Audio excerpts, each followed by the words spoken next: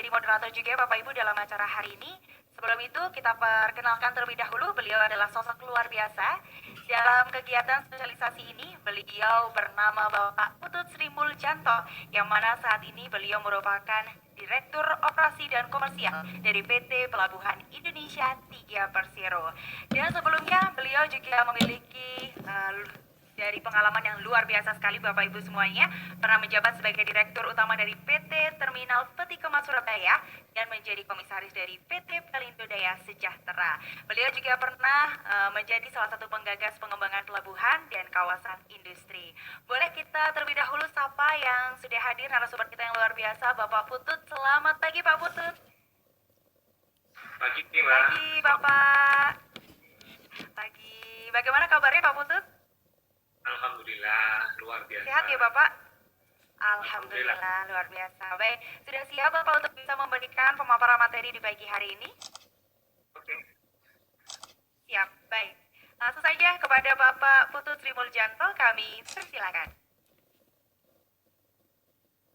Terima kasih. Assalamualaikum warahmatullahi wabarakatuh.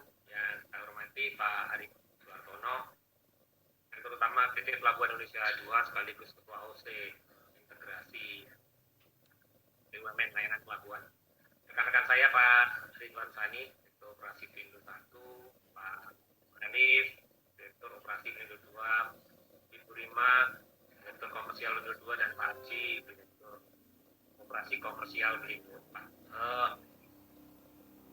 Hari ini kepada Bapak Ibu sekalian yang saya banggakan dan saya cintai, para pengguna jasa pelabuhan baik itu Pelindo 1, 2, 3, dan 4.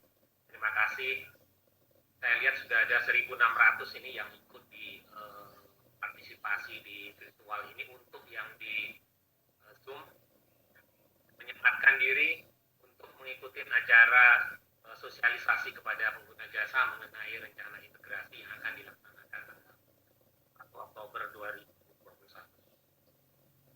Seperti yang tadi sudah banyak disampaikan oleh Pak Arif, bahwa ini memang gagasan lama, sudah ber-20 tahun, dan insya Allah akan terlaksana pada tanggal 1 Oktober ini. Tentu semua ini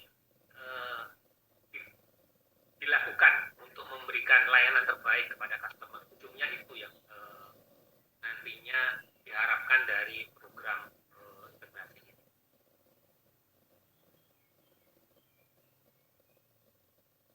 Yang pertama adalah latar belakang tentang dan tujuan dari integrasi Pelindo. Integrasi Pelindo ini didasari oleh arahan dari pemerintah dalam ini pembangunan nasional periode kedua Bapak Jokowi tahun 2019 sampai 2024, di mana program integrasi ini bukan merupakan sebuah tujuan, tetapi adalah salah satu cara untuk mewujudkan pembangunan nasional. Dan integrasi ini atau yang terakhir ini adalah dengan merger, bahwa ini juga sudah sesuai dengan sasaran strategis Kementerian Perhubungan terkait dengan perencanaan peningkatan daya saing global, kemudian peningkatan operasional, sinergi, peningkatan kapasitas, dan pengembangan SDM. Nah, dari sasaran strategi Kemenhub tersebut, kita mengimplementasikannya dengan cara melalui integrasi pelabuhan untuk mewujudkan peningkatan kapasitas, peningkatan daya saing global, next ya. Kemudian untuk pengembangan SDM.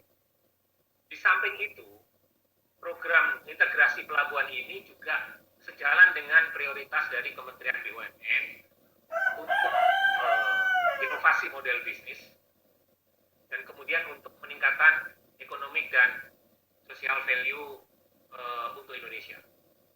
Jadi program integrasi ini tidak saja diwujudkan untuk tujuan dari BUMN, tetapi lebih kepada kepentingan strategis nasional, baik dari Kementerian Perhubungan maupun Kementerian BUMN, yang ujung-ujungnya adalah dengan ekonomi nasional.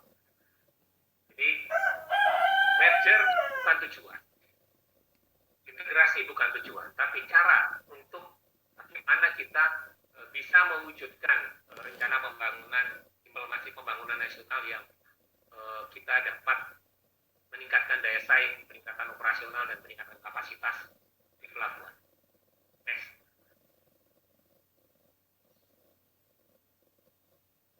Yang kedua, seperti tadi disampaikan oleh Pak Arif bahwa biaya logistik kita tinggi, 23% dari GDP. Ini sudah banyak diketahui dan pelabuhan ikut menyumbang terjadinya tingginya biaya logistik ini dari operasi dan infrastruktur pelabuhan yang tidak optimal. Tadi sudah sampaikan bahwa ketidakoptimalan dan kurangnya fasilitas infrastruktur di pelabuhan ini menyebabkan tingginya biaya logistik tidak saja di pelabuhan tetapi juga ikutannya.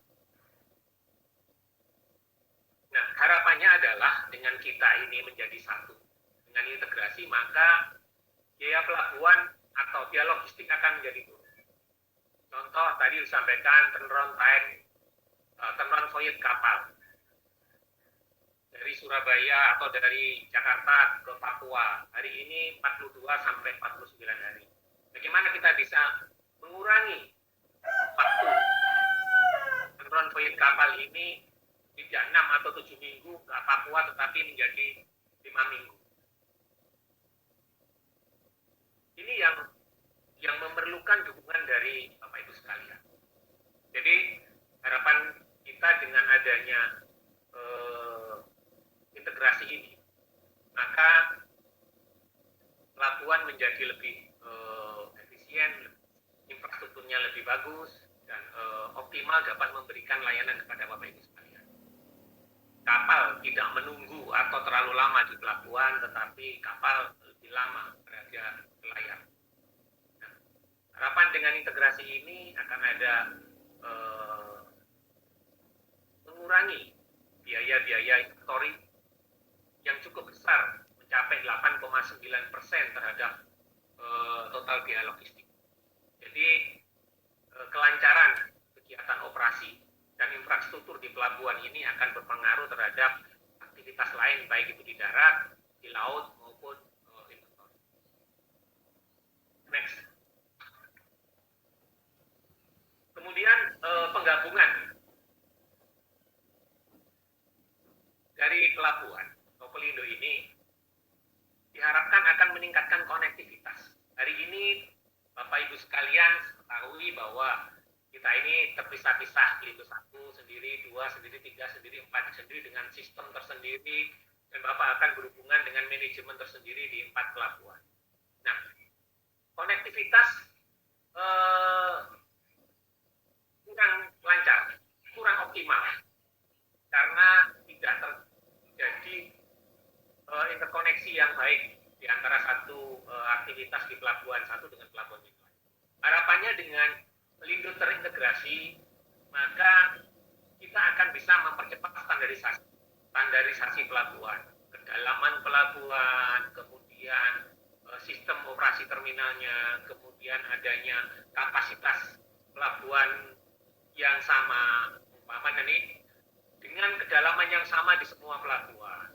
Semua terjadwal Windows mulai dari Belawan sampai ke Jayapura. Dioperasikan dalam satu tangan. Itu akan memberikan efisiensi dan meningkatkan kinerja. Sehingga Bapak Ibu sekalian akan berhubungan hanya dengan satu manajemen. Apakah itu peti kemas, non peti kemas, ataupun bisnis